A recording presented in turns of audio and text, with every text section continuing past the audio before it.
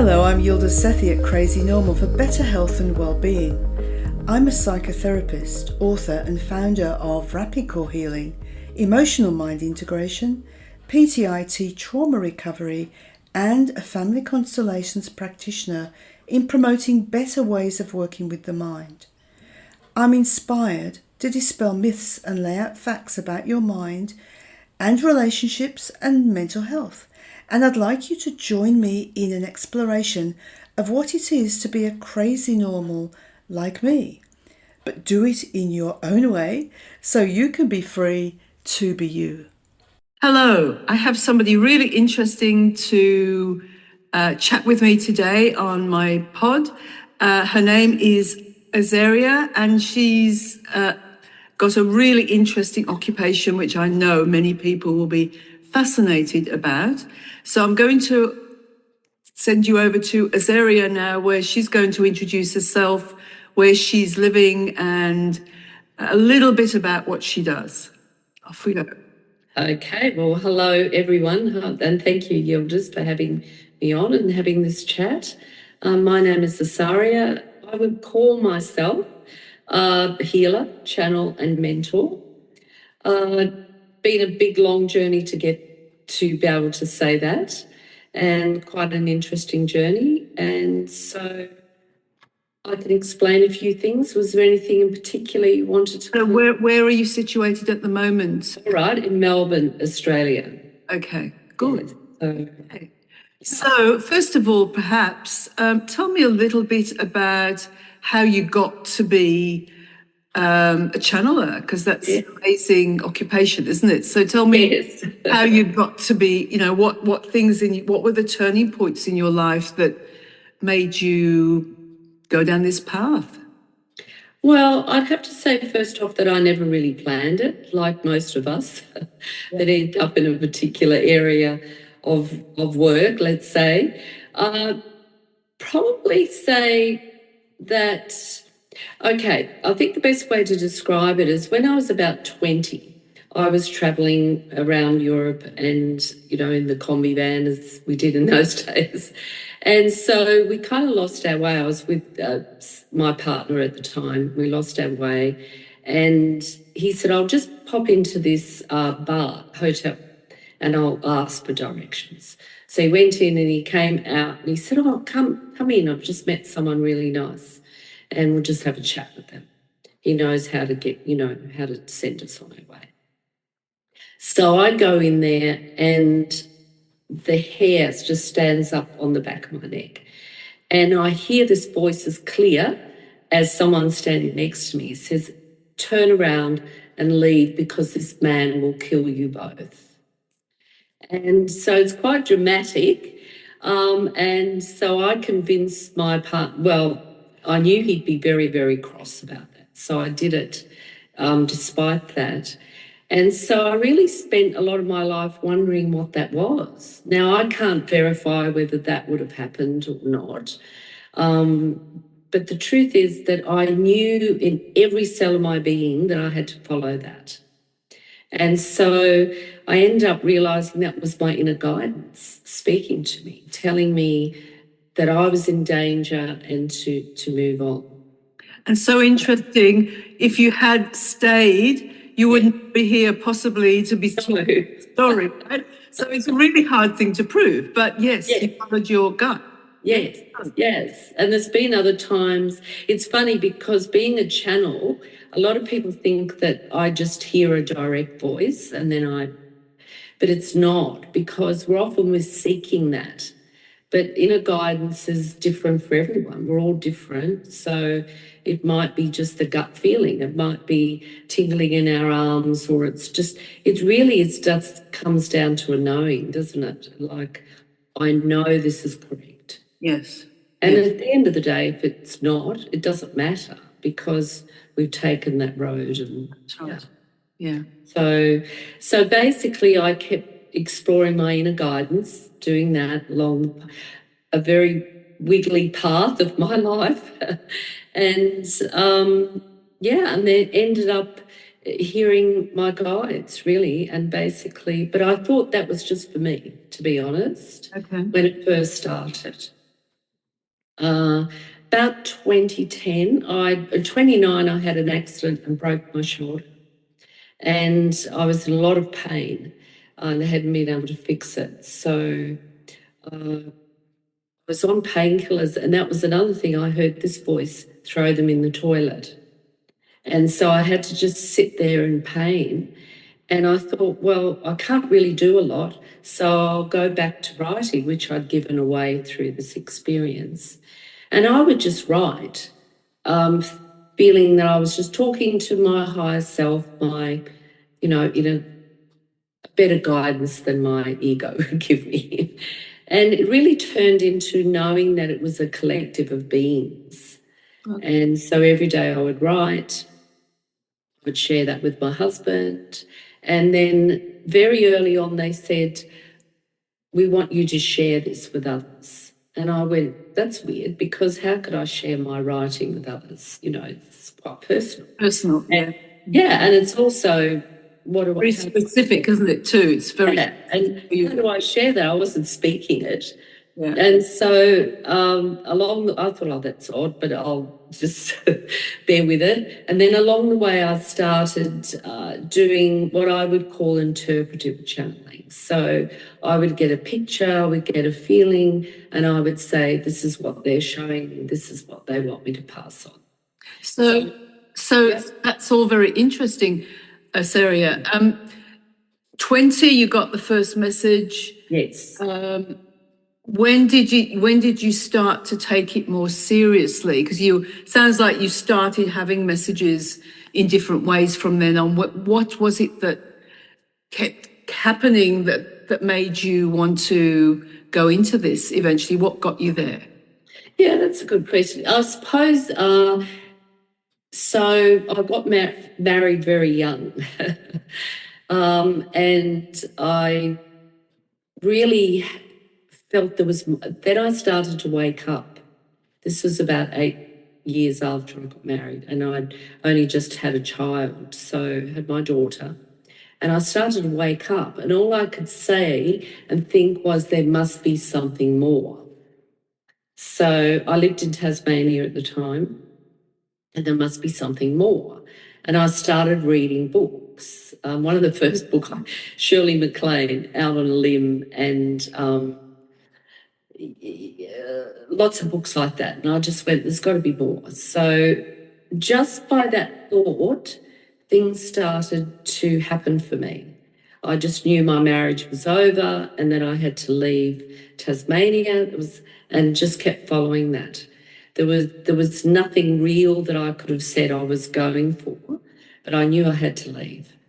And so I took my young daughter and came to Sydney. I knew one person, and then I started to live there, and then, all sorts of things happened. And then I met my now husband. And so along the way, I started to realise that everything in my life that I was unhappy about or that I didn't feel was right, I was the common denominator. So then I really started to go into a deep dive.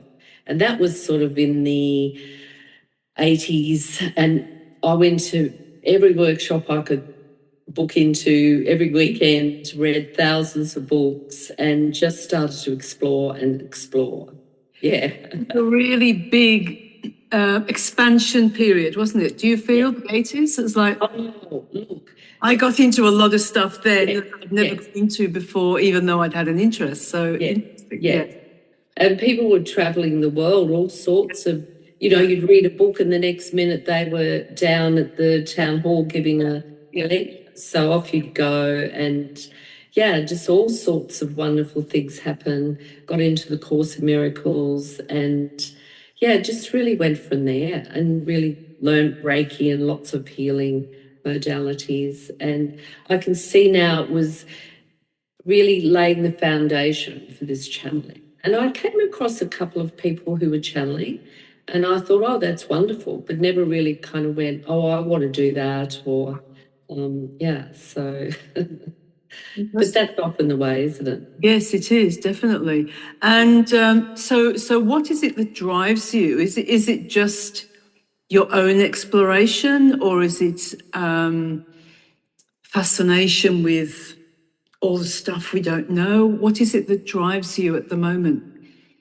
I would say both. That my inner exploration. I've always been fascinated by how the mind, how we perceive the world, how we, we could all look at, say, five of us go to a movie and we all get something different. Absolutely. We all have such different life experiences and we all end up being quite different. So what I find fascinating about the channeling, the councils of light that I channel, they tend to put it just in the way. So, say we were out walking in the bush or something, we got lost, and there was a hill. We would all go, well, we'll get up on the hill and be able to see better, and then we could see around us and perhaps see where we got lost. Yeah. And that's really all the guides are. They don't want to tell us what to do with our lives. They really just give us a higher perspective. Yes. And what I find fascinating is it's like a laser beam. They come in and they can unravel. I like to look at, so often our lives feel like a ball of wool, and the end bit that's often tucked in the centre, when we pull it, the whole thing unravels. So you would know in your line of work, everything's interconnected, isn't it? So I feel like my relationship isn't working. It'll have something else to do with my health or abundance, all sorts of things, and vice versa. So it's all connected, and they can often just zoom in and unravel for people, something quite spectacular, really. Yeah. Wow. Yeah, so I find that fascinating. So that means you've grown a lot in your life, yeah? I would say so, yes. When I look back and think, this little girl that was born in Scotland came out to Australia as a 10-pound pom, very shy, had a Scottish accent, so learned quickly to. That's amazing that you've lost it. Because a lot of Scottish people never do. No, they don't. But when you're 8 and you go to school and you teach, you learn to change your voice very quickly. And when I look back my life is just I would never have expected to do this, never. But then along the way I can see how it was happening. So. Yes. It's easy when you look back in retrospect, isn't it? Yes. I mean, I do feel that we cannot be here without our inner guidance. We all have that connection to our divinity, to whatever anyone wants to call it, God, creator, we can't be here if we don't have that connection. And so... And yet we can't be here if we don't have the connection. Let's say I agree with that. So how is it only some of us are aware of that connection, others are not? Mm. You know what I mean? It's like I'm aware of it, and obviously you are too, but there's a lot in the world who don't feel there is anything else other than the physicality of what we're in right now. I think a lot of people get into their left brain and call the left brain, but it's the logical they get into a lane where everything is just real. If they can't touch it, it's not real. Yeah. And we can look and say, well, a lot of those people are very happy. They're content and they have great lives. And maybe for this lifetime, that's what they were choosing, not to get involved in anything beyond what they could see. Beyond the physicality. Yeah. So I think for a lot of us we're born into families where it's not encouraged. Yes. I'm sure you felt the same. I could feel energy, like people were talking and I'd go, okay, what's coming out of their mouth isn't necessarily what they're thinking. Yes. And so that wasn't encouraged. In fact, it was discouraged because I would often say, oh, they were telling a lie, or that's not who they really are. And I'd be told to shut up. And so you learn to keep a lid on it. And, Yes. Yeah. but then, And also, we're all of us are so conditioned from our childhood and from our culture, aren't we? All of us. absolutely. And I consider I've lost a lot of my conditioning, but I'm sure I still have a lot as well. So it's like, well, yeah, that influences, and the conditioning is really about helping us fit in, I suppose, to a society. Yes. Which is good in a sense, but then it's also restrictive because it means you don't really open up. You don't really discover who you are a lot of the time. Yeah. No, I don't think you do. I think we are all conditioned to, and some enjoy that. You know, they can never break Feel free. safe in it too. Yeah. Yeah. I remember hearing a story very early on in my journey. Someone had cut, let's say it's a leg of lamb, they cut it in half to roast it. And someone new into the family said, "Why do you do that?" "Oh, because my mother and grandmother did that." And yet they had an oven that could have taken two, legs of lamb sort of thing. So I think as you say, we've still got it, but it's just becoming aware. Yes. Am I doing that because, or am I free from that? You don't have to. We hear that voice, our mother's voice or our father's voice, and we go, no, no, no, my own being now. And for me, it's also about continuing to question. A lot of people, particularly as they get older, stop questioning. Yes, yes. Question all the time, but as we get older, Yes. sometimes we just settle into our security or into our regular patterns. But for people who continue to grow, they're always also continuing to question. Yes, yes. Just curiosity, just wondering. Yeah, I think so. I think we live in ageism is there, isn't it? I mean, but I think less and less it's becoming. There's so many wonderful people out in the world, 80s and 90s, still being creative and still creating something new. That's right. And I don't feel the pressure to hide because I'm getting older. No. But it's still there. But that you just have to keep breaking through it. But yeah, that's true. If we stop asking, if we stop exploring, I think life's over, really, if we become complacent. That's right. I agree. Yeah, I'm in the same boat. I'm at an age where I probably should have retired, but yes, I'm enjoying myself. What am I going to retire to, Well, what does it mean? I mean, I've never really figured out what it means to me. Retire from life, right? Yes, yes. Yeah. I'm sure if I stopped working as I am, I'm sure doing other things, but not necessarily doing nothing. Yeah.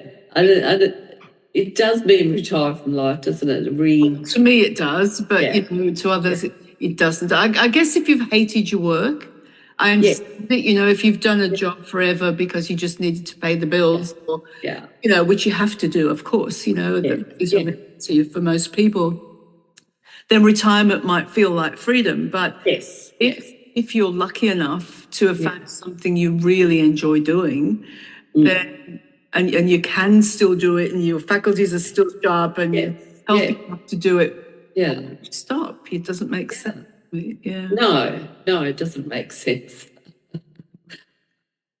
So no, I have no plans to retire, but we'll see. Yeah, same here. So going forward, what are your? You say you've gone through a very busy, expanded, changing period right now. What's stirring for you at the moment? I know it's not over. It's still very much in the middle. Are you just further developing your knowledge, skills, possibilities? Is that kind of what you're doing? Yes, because it's interesting because I channel a few councils of light, and even though they're different in a sense, they all have the same purpose. to help humanity expand and grow, and to remind us of as of our divinity. And so really I wanting to expand that. So I started a YouTube channel, and yeah, it's just got a few videos on there, but I really expand that.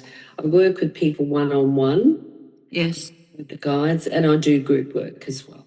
So just really following how they want to explore it and how I want to explore it, and what other people are after, really. Yeah. But it's fascinating because to watch the world, there's a lot more people talking about channeling, talking about other beings, talking about contact, that sort of thing. Yeah. I feel that people like me who channel, haven't visually seen the beings I channel, but I feel them very strongly. And to me, they're as real as me chatting to you. And to me, that's contact. You know, Yes. people in the world, we don't need. Sorry. Yeah. Just from what you said there, you know, we all channel differently. Some Yes. people it's all feeling, for some Yes. people it's auditory, for some people it's vision, Yeah. and for some people it's a mixture of all of them, isn't it? So Yes. yeah, it's a wide spectrum, I think, channeling, isn't it? Oh, look, people who paint are channeling some. They'll say, I don't know where that came from. That's right. Right. And people who write too. I know when they start writing, I get lost in it, and it just falls on the page, and I think, oh, how did that happen, and where did that last 2 hours go to? Or, yeah, you're in a zone, and it just exactly. where did that come from? And people who sing or play musical instruments. Absolutely, or paint, or do anything creative. And some people really get in touch with a level of their own higher self, their own guidance. I think it can be trip one up a bit if one expects it to be a particular energy. Yes. Some people say, oh, I must channel Mother Mary, or I must channel Buddha, or Archangel Michael. And so for me, I didn't really know who I was channeling for a while. It really didn't, it sounds odd, but it didn't kind of bother me because the information's so great.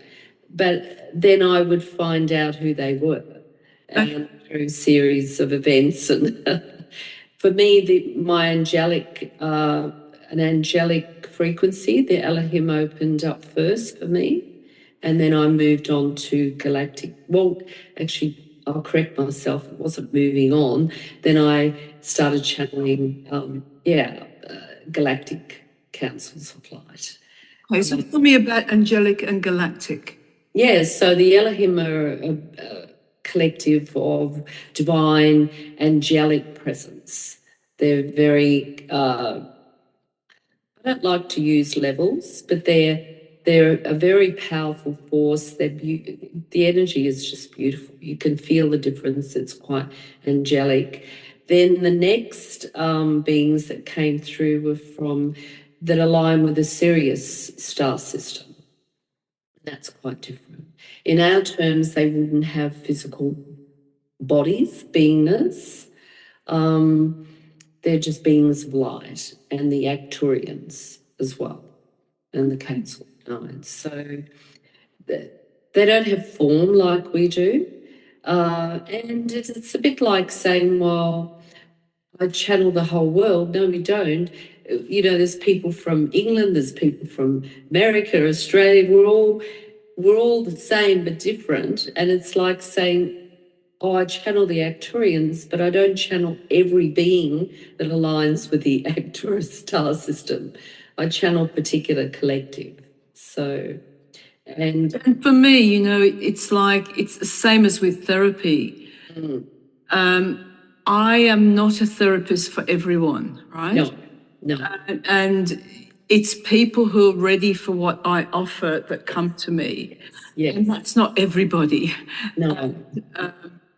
You know, so it's a matter of where somebody is in their own growth, isn't it? I guess as to who they open up to, or who they manifest in a sense, or connect with. So yes, you're right. I mean, we're all human beings, I believe. We're all the same in that. Yes. Yet we're all born into specific countries and specific Yeah. cultures, religions, specific periods of time, right? So we're all here, I believe, for an experience. I believe, which is to help us expand, grow, heal, whatever. Yeah. Yeah, that's a good way of putting it. I will just say channeling is different to someone perhaps having a tarot reading or a psychic reading. Right. Okay. Good. Predicts the future. Yes. Okay. Good. Yeah, I'm meant to ask you about that. Yeah. Not all the same. Yes, you're right. Tell us the differences. Please tell us the differences. Well, a lot of people who think the inner guidance is like becoming psychic, and a lot of people teach it that way. They're quite different because you don't have to go through, you don't have to be connected. A lot of people who are psychic aren't necessarily connected to their inner guidance in a very strong way. Some people are naturally psychic. I explored that a little bit. I could read people's energy, but I'm not reading it for the purpose of predicting their future. Yeah. You know, in 5 years' time, you'll be living in so and so, and you'll have this happen. I think that's, and some people are very good at that. It's just a natural gift they have. So I would say my gifts are in the sense of being able to pick up. When I'm with someone, I'm not, if I'm just chatting with you, I'm not picking up your energy. But if I'm working with someone, I'll pick up specifically what they're working on, what they're wanting to uncover, and then the channeling is different. I can hear it, I can feel it, I get pictures as it's coming through, and I don't remember everything, but it's like I'm listening too. I'm sort of sitting on the side going, oh, that's interesting. Or if they ask a question, I go, my mind can still say, I don't know how I'd answer that. And they just start talking and I'm in it. So, yeah, but it is vastly different to the crystal ball type things. Yes. I mean, at the end of the day, we're all energy too, right? And so, yes, the capacity to tap into, your energy or my energy or the energy of this room is a very specific thing for each person. And some people can do it easily and some people can't. So yes. Very interesting. I think some people pick it up and they don't know what it is. Right. And they're picking up energy. It's like, you walk into a room, you think, oh, something's off here. It could be all sorts of things. But I'm sure most of us have felt that at least once or twice, Yeah. Or we get a feeling. For the people listening, it's about listening to your inner voice. Do you have an inner voice? Is it a scary inner voice or is it a comforting inner voice? Because if it's scary, people will tend to shut it down. Have you ever come across a scary inner voice, or have they always been helpful guidance kind of voices? Yeah, for me, the one about get out of here, otherwise you'll get murdered. I mean, that was a very commanding voice that after you, wasn't it? So but I do believe we can pick up energies that. Having said that, when I work with people with their inner guidance, and if they want to get into channeling and they feel an energy, you can set up like a gate system. So you pick a being who feels like, say, Mother Mary. Everyone knows that, feels very, the mother energy. They don't let anything through that is negative. And if you are connecting with that, that's some lesson you need to learn from. But the thing with, if you're just exploring your inner guidance and it's this voice that's telling you you're wrong and you should be doing this instead, that's that old voice. That's that old, could be your mother or father or some that is speaking to you. And that's also healing too, because you can work through that. You can write it out and get rid of it. But and a really beautiful inner voice and guidance is nurturing and loving. But sometimes inner voice does tell you that, okay, it happened to me a lot.